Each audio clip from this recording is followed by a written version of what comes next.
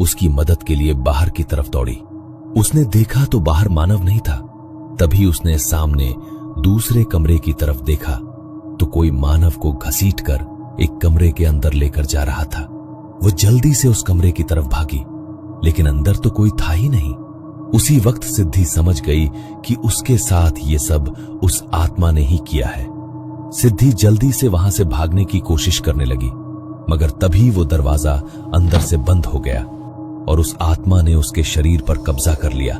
मानव अपने mummy papa को ऊपर कमरे में लेकर आया, मगर सिद्धि तो वहां थी ही नहीं। ये देखकर मानव के पैरों तले से जमीन खिसक गई। यहीं पर तो छोड़कर गया था मैं उसे।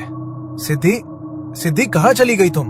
हे भगवान, इतनी मुश्किल से सुरक्षित रखा था उसे यहाँ पर, पता नहीं कहाँ पर चली गई वो। तू चिंता मत कर बेटा, वो यहीं कहीं होगी। मैं और तेरे पापा उसे ढूंढने में तेरी मदद करते हैं। मानव और उसके मम्मी पापा दोनों सिद्धि को ढूंढ रहे थे। तभी अचानक मानव की मां को किसी ने पीछे से धक्का दिया और वह सीढ़ियों से नीचे जाकर गिरी। मानव ने जैसे ही पीछे मुड़कर देखा तो सिद्धि उसकी मां को गिराकर वहां से दूसरी तरफ भाग रही थी। मानव अब सिद्धि को पकड़ता या अपनी मां को संभालता। वो जल्दी से दौड़कर अपनी मां के पास गया। उसकी मां के माथे से खून निकल रहा था।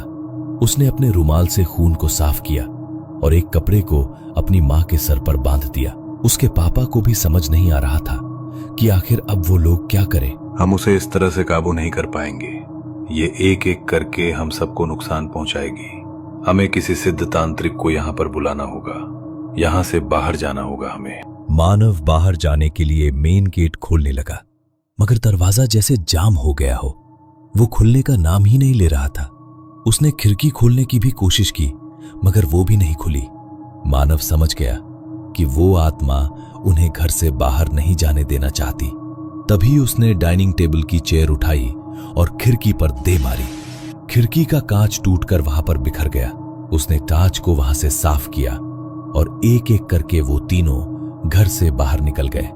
मानव के पापा गांव में एक तांत्रिक को जानते थे। वो बिना देर किए उनके स्थान पर पहुंचे तो वो अब काफी बूढ़े हो चुके थे।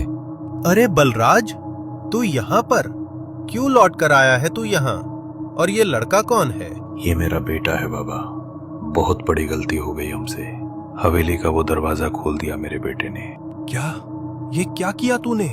अनर्थ, घोर अनर्थ। जानता भी है कितनी मुश्किल से 30 साल पहले उस रुदाली की आत्मा को उस हवेली में बंद किया था मैंने। मना किया था तुम लोगों को कि कभी उसके दरवाजे खुलने नहीं चाहिए, वरना वो तुम्हारे पूरे परिवार को खत्म कर देगी। जानता हूं बाबा, लेकिन मेरे बेटे से ये सब अनजाने में हो गया। लेकिन अब आप ही इसका निवारण कर सकते हैं। हमारे घर चलिए और हमारी बहू को बचा लीजिए। मैं नहीं जानता कि मैं दोबारा उसे वश में कर पाऊंगा या नहीं, क्योंकि वह आत्मा बहुत पुरानी है और समय के साथ साथ आत्माएं और शक्तिशाली होती जाती हैं। मैं अपनी पूरी कोशिश करूंगा, बाकी सब ऊपर वाले के हाथ में है। वो लोग तांत्रिक को लेकर घर आते हैं। वो पूरे घर में सिद्धि को ढूंढते हैं, मगर वो उन्हें कहीं नहीं मिलती। तभी तांत्रिक बाबा कुछ मंत्रों का उच्चारण करते हुए भभूति जमीन पर फेंकते हैं तो वो दरवाजे की तरफ जाकर उड़ जाती है। अनर्थ, घोर अनर्थ। वो इस घर में नहीं है, यहां से भाग गई है और वो किसी भी समय उस लड़की को मार सकती है। हमें जल्द से जल्द उसे ढूंढना होगा। मगर हम उसे ढूंढेंगे कहाँ? वो इतने बड़े गांव में कहाँ पर छुपी है? कैसे पता लगेगा हमें? तुम चिंता मत करो बेटा, मैं जानता हूं वो कहां पर मिलेगी। तुम बस मेरे साथ चलो। बाहर अंधेरा छाने लगा था। वो लोग उसे ढूंढते ढूंढते गांव के पुराने बरगद के पेड़ के पास पहुंचे तो वहां उन्हें कुछ अजीब सी आवाज सुनाई दी। उन्होंने पेड़ के नीचे देखा तो सिद्धि वहां पर एक बिल्ली को चबा चबा कर खा रही थी और उसका पूरा मुंह उसके खून से सुन चुका था।